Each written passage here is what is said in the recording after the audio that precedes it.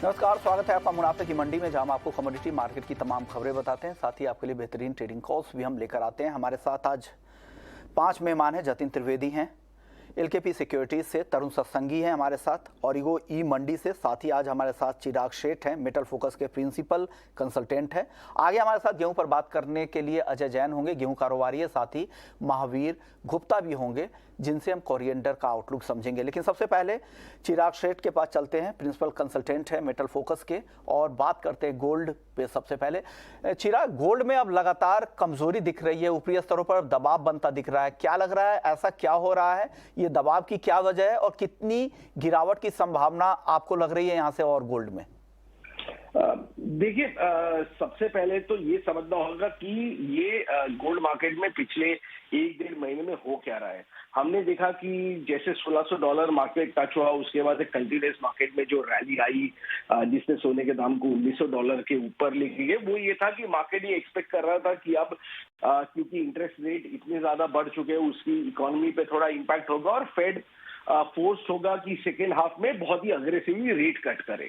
तो इस वजह से मार्केट अपने आप को ट्रेड एक रिकैलिब्रेट कर रहा था कि एक जिसे हम कहते हैं शॉर्ट कवरिंग रैली आई, चाइनीज बाइंग आया और फिर मार्केट ये रिकैलिब्रेट कर रहा था कि पहले जो हॉकिश फेड था वो शायद इतना हॉकिश ना हो। बट जब ये रिसेंट जो इंटरेस्ट रेट डिसीजन आया फेड का, वहां पे उन्होंने 25 बेसिस पॉइंट से इंटरेस्ट रेट की दरें बढ़ाई। उन्होंने फिर से रीट्रेट किया कि हम ये जो इंटरेस्ट रेट बढ़ाना है शायद और कंटिन्यू करेंगे और इस साल हमें नहीं लगता है, जब तक डेटा नहीं दिखाई देते वैसे, तब तक वो इंटरेस्ट रेट कट नहीं करेंगे। उसके बाद जॉब नंबर्स बहुत अच्छे आए और उसके बाद जो आईएसएम सर्विस डेटा भी बहुत अच्छा है।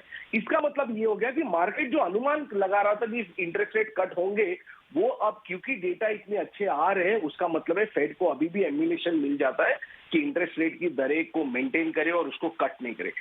तो अब ये हो रहा है कि मार्केट फिर से वो जो पुराना ट्रेड चल रहा है वीकनेस इन प्रेशियस मेटल्स, वो ट्रेड फिर से कंटिन्यू होना शुरू होता है। तो चांदी में गिरावट ज्यादा दिख रही, चांदी में उस तरह की तेजी आई भी नहीं थी, लेकिन अब देखिए गिरावट बढ़ती जा रही है। एक रिपोर्ट भी है जिसमें मेटल फोकस की तरफ से ही डेटा दिए गए हैं और सिल्वर इंस्टीट्यूट की वो रिपोर्ट है जिसमें कहा जा रहा है कि 2023 में सप्लाई ज्यादा रह सकता है और डिमांड, कई सेगमेंट्स में डिमांड कमजोर रह सकते हैं। तो चांदी को लेकर क्या आउटलुक है, ब्रॉडर आउटलुक आप क्या सेंस कर रहे हैं चांदी में? देखिए, चांदी में एक ये हो जाता है कि चांदी का जो बीटा है वो हमेशा हाई रहता है। तो चांदी जब वोलेटाइल हो जाती है तो गिरती है, तो गोल्ड के अनुमान में चांदी हमेशा ज्यादा गिरती है। तो यही हमें चांदी में दिखाई दे रहा है, यानी चांदी में कोई बहुत ही ज्यादा ऐसा जिसे हम कहते हैं अबनॉर्मल मूवमेंट नहीं हो रही, ये बहुत ही नॉर्मल मूवमेंट है चांदी की। हमारा मानना है कि दोनों गोल्ड और सिल्वर में, दोनों में वीकनेस का ट्रेड बरकरार रहेगी अगले 6 से 8 महीने तक और यहाँ से दाम अभी भी कम से कम 5 से 7% की डाउनसाइड दिखाई दे रही है दोनों गोल्ड और सिल्वर।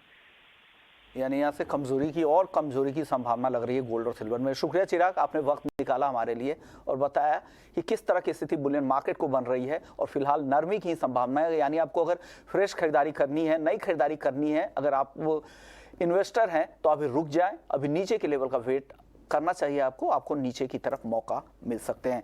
चलिए अब वापस से लौटते हैं हमारे अपने दोनों मेहमानों की तरफ। ट्रेडर्स को आज क्या करना चाहिए समझते हैं। तरुण जी हैं और जतिन त्रिवेदी भी है हमारे साथ। जतिन, सबसे पहले आप बताइए गोल्ड और सिल्वर में क्या कॉल बन रही है, ट्रेडर्स को क्या सलाह दे रहे हैं इस गिरावट पर? देखिए विश्वमन जी, यहाँ पर थोड़ा सा सेलिंग का जो रुझान है थोड़ा सा और गहरा सकता है। जिस तरह से अभी सपोर्टिव जो है वो थोड़ा सा कम लग रहा है, मेजर्स जो है वो रुपये का जो वीकनेस है वही एक सपोर्ट रह सकता है आगे चलते हुए, लेकिन उसके कारण से जो कॉमिक्स का जो गिरावट है वो अभी भी थोड़ा सा और डीप जा सकता है, अराउंड 1820 1825 तक। तो जब तक 57 के ऊपर फिर से क्लोजिंग मिलना शुरू नहीं कर देती तब तक का वीकनेस जो है वो और बन सकती है गोल्ड के अंदर। 56,650 56,700 ये करंट मार्केट प्राइस के आजू बाजू आप सेल करके चल सकते हैं। 57 के ऊपर एक स्टॉप लॉस रखे, शॉर्ट टर्म स्विंग ट्रेड के हिसाब से अपॉर्चुनिटी है 56,250 के टारगेट्स के लिए। जैसे ही 56,250 56,200 के पास प्राइसेस आएंगे, मुझे लग रहा है वहां से वापस से एक सपोर्टिव ट्रेंड जो है वो देखने मिल सकता है गोल्ड के अंदर, क्योंकि डॉलर इंडेक्स जो है वो 103-103.50 के आसपास रेजिस्टेंस ले सकता है। एक ही फ्लिप साइड है और एक ही इसका स्टॉप लॉस रहेगा बड़ा जो है वो, और ये जो ट्रेंड चेंजिंग जो हम बोल सकते हैं, ब्रॉड ट्रेंड जो चेंज होना है अगर गोल्ड के लिए, तो वो है डॉलर इंडेक्स का बड़ी तेजी में आना। अगर डॉलर इंडेक्स जो ऊपर से बड़ी तेजी में आ जाता है तो गोल्ड का जो ब्रॉड ट्रेंड है वो चेंज हो सकता है, लेकिन शॉर्ट टर्म में जो पेन है वो थोड़ा सा और बनता हुआ दिखने मिल सकता है, ये मैं मान के चल रहा हूँ गोल्ड के अंदर। तरुण जी, आपका व्यू गोल्ड और सिल्वर पर?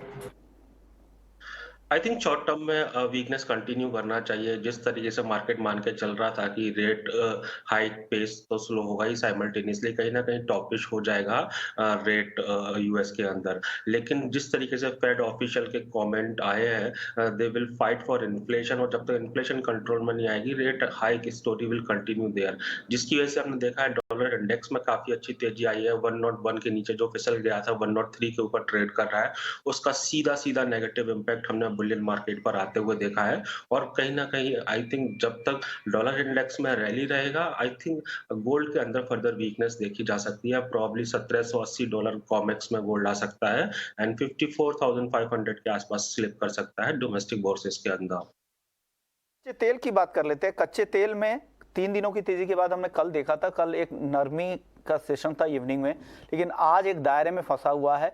ट्रेडर्स के लिए क्या सलाह है जतिन, और फ्यूचर्स में क्या करें? अगर कोई ऑप्शंस में ट्रेड करना चाह रहे हैं तो वो कोई अगर कॉल है तो वो भी बता दीजिए क्रूड में। ब्रेक डाउन पे सेल करने की एडवाइस दूंगा मैं विश्व जी। यहाँ पर करंट मार्केट प्राइस से ट्रेड नहीं करना है। 6400 के नीचे प्राइसेस ट्रेड करना शुरू कर दें तो वहां पर शॉर्ट सेल कर सकते हैं क्रूड के अंदर, क्योंकि लेवल स्पेसिफिकली मैं देखने जाऊँ तो 6400 आज के दिन इंपॉर्टेंट सपोर्ट जोन प्ले कर सकता है। और साथ ही साथ में ऑप्शन के जरिए अगर ट्रेड करना चाहते हैं तो 6500 का जो पुट ऑप्शन है, जो in the money put option रहेगा, उसको बाय करके चलना है अराउंड 175 के ऊपर। उस टाइम पे वो प्राइस मिलेगा आपको। ये जो क्रूड अगर अंडरलाइन जो है वो 6400 के नीचे ट्रेड करना शुरू करेगा तब, तो वहां पर 175 के आसपास, 170 के आसपास आप 6500 का पुट ऑप्शन जो बाय करके चल सकते हैं। उसका स्टॉप लॉस जो बनेगा वो 135 का बनेगा पुट ऑप्शन का, और हायर साइड में 210 220 के टारगेट्स के लिए 6500 का पुट ऑप्शन ले सकते हैं। फ्यूचर साइड में जैसे मैंने बताया कि 6400 के नीचे सेल करके चलना है, और उसका स्टॉप लॉस जो बिठाना है वो कहीं ना कहीं 6440 के आसपास का बिठाना है, और जो टारगेट रहेगा वो 6320 के आसपास रहेगा। चलिए अब एनजी की चाल देख लेते हैं। एनजी में भी आज फिर से गिरावट आ गई है। जतिन जी, क्या लग रहा है यहाँ पे 200 रुपए के आसपास वापस से एमसीएक्स पे आ गया है, 3% नीचे है। क्या 200 का जो साइकोलॉजिकल लेवल है इसके नीचे भी जाएगा क्या एमसीएक्स नेचुरल गैस, या इसके आसपास में एंट्री करनी चाहिए, लॉन्ग पोजीशन बनानी चाहिए नेचुरल गैस में? विश्व जी, मैं एक्सपेक्ट कर रहा हूँ कि प्राइसेस यहाँ से जो बाउंस बैक दिखाने चाहिए। पिछले 2 दिनों से अगर हम देख लें तो जब भी 200 के नीचे प्राइसेस आ रहे हैं वहां से सपोर्टिव मेजर्स ले रहे हैं। कल के जो डेटा आए थे वो भी थोड़े सपोर्टिव है एनजी के प्राइसेस के लिए, क्योंकि जो स्टोरेज डेटा आए हैं वो इनफैक्ट जो डेटा है वो और नेगेटिव आया है मेरे हिसाब से। ये जो है वो सपोर्ट करना चाहिए एनजी को आगे चलते हुए। और अभी भी जो विंटर सेशन जो है वो थोड़ा सा एक्सटेंड हो रहा है नॉर्थ में, जिसके कारण से ये लोअर लेवल्स पे डेफिनेटली थोड़ा सा बाइंग का जो रुझान है वो बनाना चाहिए, क्योंकि यहाँ से जो रिस्क रिवॉर्ड जो बैठ रहा है वो ज्यादा फेवरेबल है। और टेक्निकली मैं बाउंस बैक एक्सपेक्ट कर रहा हूँ नेचुरल गैस प्राइसेस के अंदर। सो 190 के स्टॉप लॉस के साथ में करंट मार्केट प्राइस से बाय करके चल सकते हैं 225 230 के टारगेट्स के लिए। लेकिन 225 230 एक इंपॉर्टेंट हर्डल भी है शॉर्ट टर्म में, तो उसके आसपास जब भी आएगी प्राइसेस तो प्रॉफिट जो है वो भी बुक कर लेना चाहिए। और जब फिर से वो लेवल्स दिखे तो वहां से फिर से एक बार रिव्यू करना जरूरी रहेगा नेचुरल गैस प्राइसेस को। बेस मेटल्स की चाल देख लेते हैं। बेस मेटल्स में भी सभी मेटल पे आज दबाव दिख रहा है। जिंक देखिए 275 के आसपास 0.25% नीचे है। एल्युमिनियम भी आधे % से ज़्यादा कमज़ोर है, 218 के नीचे। कॉपर पर भी दबाव है 772 पे। लेड भी कमजोरी है 185 के आसपास। बेस मेटल्स पर आपका क्या व्यू बन रहा है Tarun ji? I think dollar driven trade हो चुका है, like gold and silver. Base metal के अंदर भी हमको शॉर्ट टर्म में करेक्शन लगता है। लास्ट टाइम भी हमने देखा था जो कॉपर की रैली थी 790 से 820 के आसपास टॉपिश फॉर्मेशन हुआ था और वहां से करेक्शन हुआ था। इस बार भी 790 के आसपास प्राइसेस ने सेवरल टाइम्स रेजिस्टेंस फेस किया है। हमारा ऐसा मानना है कि कॉपर ग्रेजुअली 755 750 तक आ सकता है, लेकिन मेजर ट्रेंड अप रहेगा जब तक कि प्राइस 750 के ऊपर चल रहे हैं। 750 के नीचे क्लोज या then only we will have a trend reversal for medium term. Metal में आपकी टॉपिक क्या है जतिन आज के लिए? ट्रेंड बेस देखने जाएंगे तो कॉपर के साथ जाना चाहूंगा। अभी भी कॉपर के अंदर जो प्राइसेस है वो एलिवेटेड है, हाईली एलिवेटेड है। दूसरे बेस मेटल्स के अंदर करेक्शन जो है अच्छी खासी बन चुकी है। कॉपर जो है मुझे वो थोड़ा सा स्ट्रेंथ दिखा रहा है, लेकिन ये ज्यादा दिन तक सस्टेन होना डिफिकल्ट लग रहा है मुझे, क्योंकि जिस हिसाब से इंटरेस्ट रेट साइकिल चल रही है और इनफैक्ट आफ्टर 15 ईयर्स फिर से हम इस रुझान में आएंगे जहां पर इंटरेस्ट रेट यूएस में जो है वो 5% के ऊपर जाने के चांसेस बढ़ गए हैं, क्योंकि we are almost near 5% now, 4.75। In fact जैसे ही नेक्स्ट मीटिंग में अगर 5% के आसपास 5% के पास भी आ जाता है तो सबसे बड़ी हेडलाइंस जो है वही बनेगी कि interest rate in US around 5% after 16 years. तो ये जो रुझान है और जो ये डर है वो रिसेशन का है, तो ये आगे चलते हुए और गहरा सकता है। अभी थोड़ा सा मार्केट जो है वो थोड़ा फिर भी शांत है, लेकिन जैसे ही ये 5% का जो दौर शुरू हो जाएगा सभी के जहन में, तो ये यहाँ पर एक बहुत स्ट्रॉन्ग इम्पैक्ट जो है वो सभी कमोडिटीज करेंसीज पे देखने मिल सकती है। ओके, यानी कॉपर पर बेचने की सलाह। लेकिन चलिए आपको ले चलते हैं यूपी इन्वेस्टर समिट, जहां पर यूपी के सीएम योगी आदित्यनाथ बोल रहे हैं, सीधे वहीं चलते हैं। देश और दुनिया के उद्योग जगत के सभी corporate leaders, policy makers, business delegations और सभी उपस्थित निवेशक बंधुओं, मैं आप सबका असीम संभावना वाले इस प्रदेश में उत्तर प्रदेश की 25 करोड़ जनता की ओर से आदरणीय प्रधानमंत्री जी का Uttar Pradesh global investor summit के आज के इस आयोजन में हृदय से स्वागत करता हूं, अभिनंदन करता हूं। हम सब जानते हैं उत्तर प्रदेश ने विगत 6 वर्ष के अंदर जो कुछ भी उपलब्धि हासिल करने की दिशा में प्रयास प्रारंभ किया है, आदरणीय प्रधानमंत्री जी के रिफॉर्म, परफॉर्म और ट्रांसफॉर्म के मूल मंत्र को अंगीकार करते हुए उनके नेतृत्व और मार्गदर्शन में ही उसे हासिल किया है। आज जब देश अपनी आजादी के अमृत काल के प्रथम वर्ष में प्रवेश किया है, इन स्थितियों में उत्तर प्रदेश को अपना दूसरा इन्वेस्टर समिट और ग्लोबल इन्वेस्टर समिट के माध्यम से वैश्विक निवेशक समुदाय को, policy makers, corporate leadership, business delegations, शिक्षाविदों, पॉलिटिकल एंड गवर्नमेंट लीडरशिप को एक कॉमन प्लेटफॉर्म बनाने का यह मंच उन उपलब्धियों को आदरणीय प्रधानमंत्री जी के विजन के अनुरूप उत्तर प्रदेश की अर्थव्यवस्था को $1 ट्रिलियन की इकोनॉमी बनाने की दिशा में प्रयास का एक अभिन्न हिस्सा है। मुझे बताते हुए प्रसन्नता है कि इस ग्लोबल इन्वेस्टर समिट में नीदरलैंड, डेनमार्क, सिंगापुर, जापान, दक्षिण कोरिया, ऑस्ट्रेलिया, इटली, संयुक्त अरब अमीरात, यूनाइटेड किंगडम और मॉरिशस हमारे पार्टनर कंट्री के रूप में अपना योगदान दे रहे हैं, ताकि दुनिया के तमाम अन्य देशों के प्रतिनिधि इस आयोजन में शामिल होकर के इसे सफल बना करके वास्तव में एक निवेश के महाकुंभ के रूप में इसे एक नया स्वरूप प्रदान किए हैं। आदरणीय प्रधानमंत्री जी, ग्लोबल इन्वेस्टर समिट के लिए आपके मार्गदर्शन के उपरांत उत्तर प्रदेश के हमारे मंत्रिमंडल के समूह ने दुनिया के 16 देशों की 21 शहरों में रोड शो के आयोजन किए थे।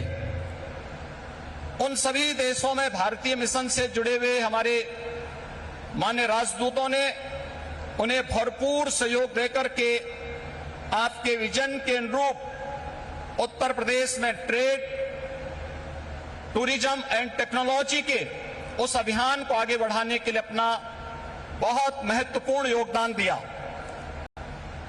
इसके साथ ही देश के 10 बड़े महानगरों में भी इन रोड शोज के आयोजन किए गए और आज जब यहां पर आपका मार्गदर्शन हम सबको प्राप्त होने वाला है तो न केवल प्रदेश की राजधानी लखनऊ में 10,000 से अधिक यहां पर आए हुए उद्योग, देश के दुनिया के प्रमुख उद्योगपतियों, निवेशकों का बिजनेस डेलीगेशंस की उपस्थिति में, बल्कि उत्तर प्रदेश के सभी 75 जनपदों में भी ये कार्यक्रम एक साथ संचालित हो रहा है। सभी 75 जनपदों में ये कार्यक्रम एक साथ हम लोग आगे बढ़ाने का कार्य कर रहे हैं। इन पूरे कार्यक्रमों को आगे बढ़ाने के लिए हमें US India strategic partnership forum, UK India business council, EU investment India chambers, Australian India business council, federation of Indian chamber of commerce and industries FICCI, CII, southern India chamber of commerce and industry, JETRO, KOTRA, Abu Dhabi chambers of commerce, Indo Canada chamber of commerce, Canada India federation,